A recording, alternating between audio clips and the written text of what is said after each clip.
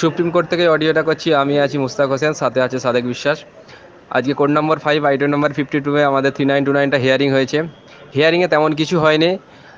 আমাদের বিপরীত পক্ষের উকিল PS পাটোয়ালিয়া উনিও স্টে চাননি। উনি কেবলমাত্র স্পেসিফিক 3929টাকে উনি অপোজ করেছেন, যে স্পেসিফিক 352 কি 53 জন পিটিশনার আছে, এদের কথাটা একটু ভেবে দেখুন, বিচারপতিকে বললেন। তো এইদিকে বোর্ডের উকিল জয়দেব গুপ্তা বললেন যে অলরেডি আমাদের প্যানেল প্রকাশ হয়ে গেছে এবং ভেরিফাইড বাই সুপ্রিম কোর্ট, হিমা কোহলির বেঞ্চ। তো সেই জায়গা থেকে তখন বিচারপতি বললেন যে এই মামলাটাকে আমি পরের দিন শুনবো 21শে ফেব্রুয়ারি। ফাইনাল, হ্যাঁ। ফাইনাল হিয়ারিংয়ের জন্য রেখেছি 21শে ফেব্রুয়ারি শুনবো।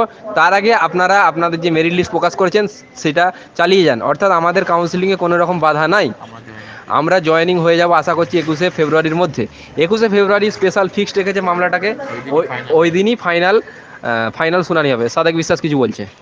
বিষয়টা হচ্ছে, আজকের এই মামলাটা ছিল, আজকের বোর্ডের সাথে যেটা হলো, ক্লাসটা হলো যে ওরা বলতে চাইলো যে 3929-এর মধ্যে এতজন আমার পিটিশনার আছে, এ আছে, ওই আছে। এবার বোর্ডের লয়ার উনি বললেন যে আমি অলরেডি প্যানেল পাবলিশ করে দিয়েছি, এরা সেখানে পার্টিসিপেট করেছে, এইসব এটসেট্রা। তারপর আয়েগুলোর কথা বলা হলো, যে আয়েগুলোর যারা আয় করেছে তাদের মধ্যে সেই পিটিশনারদের কথা বলা হলো। মূলত আজকে মামলা তেমন কিছুই হিয়ারিং হয়নি।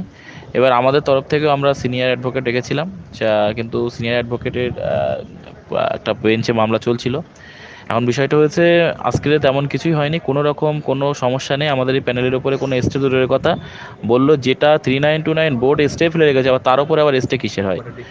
ডিফারেন্ট ম্যাটার, টোটালি দুটো ডিফারেন্ট ম্যাটার। কারণ ওটা হচ্ছে 16,500 আলাদা রিক্রুটমেন্ট নোটিফিকেশান, এটা হচ্ছে আমাদের যেটা 11,765 আলাদা রিক্রুটমেন্ট নোটিফিকেশান। কোনো প্রবলেম নেই, আমাদের এই রিক্রুটমেন্টটা একদম স্মুথলিভাবে চলবে, কোনো কোনো সমস্যা নেই, কাউন্সিলিং চলবে। এবং আমাদের নেক্সট এই 3929 হিয়ারিং আছে 21শে ফেব্রুয়ারি, ওটা হচ্ছে ফাইনাল হিয়ারিং ডে, মানে ওই দিনে একদম ফাইনাল হিয়ারিং হবে, ওই দিনই যা কিছু ওই দিনই ফয়সালা হবে। তার আগে আমাদের কিন্তু যা কিছু হওয়ার, আমাদের প্যানেল কাউন্সিলিং হয়ে যাবে, আমাদের সব জয়েনিংও হয়ে যাবে, কোনো অসুবিধা নেই। বিস্তারিত আমি লাইভে আসি, লাইভে এসে ডিটেলস বলে দিচ্ছি। এক কথায় আমাদের প্যানেলের ওপর কোনো এফেক্ট নেই। আমরা যে ভয় করছিলাম প্যানেলের ওপর স্টে পাটওয়ালিয়াও চাননি। পাটওয়ালিয়া কেবলমাত্র 352 জন পিটিশনারকে একটু রিকোয়েস্ট করছিলেন যাতে এই প্যানেলের মধ্যে এন্ট্রি করা যায়, কিন্তু তার জন্য তো মেরিটে আসতে হবে। এই বিষয় নিয়ে আলোচনা পরের দিন স্যার বললেন, মানে জাস্টিস অনিরুদ্ধ বোস বললেন পরের দিন আমি ডিটেলস ম্যাটারটা শুনবো। এবং বোর্ডের পক্ষ থেকে স্ট্রংলি অপোজ করা হয়েছে যে এটা ডিফারেন্ট নোটিফিকেশান, ডিফারেন্ট ম্যাটার। এবং বাইরে এসে কুণাল চ্যাটার্জি স্যার, বোর্ডের স্যার বললেন যে অলরেডি আমরা এই লিস্টটা দিলাম যে অলরেডি কিছুজন চাকরি পেয়ে গেছে 3929-এর মধ্যে, বলে it is a ridiculous matter. তারা পিটিশনার অলরেডি তারা চাকরি পেয়ে গেছে, এটা একটা হাস্যকর ব্যাপার।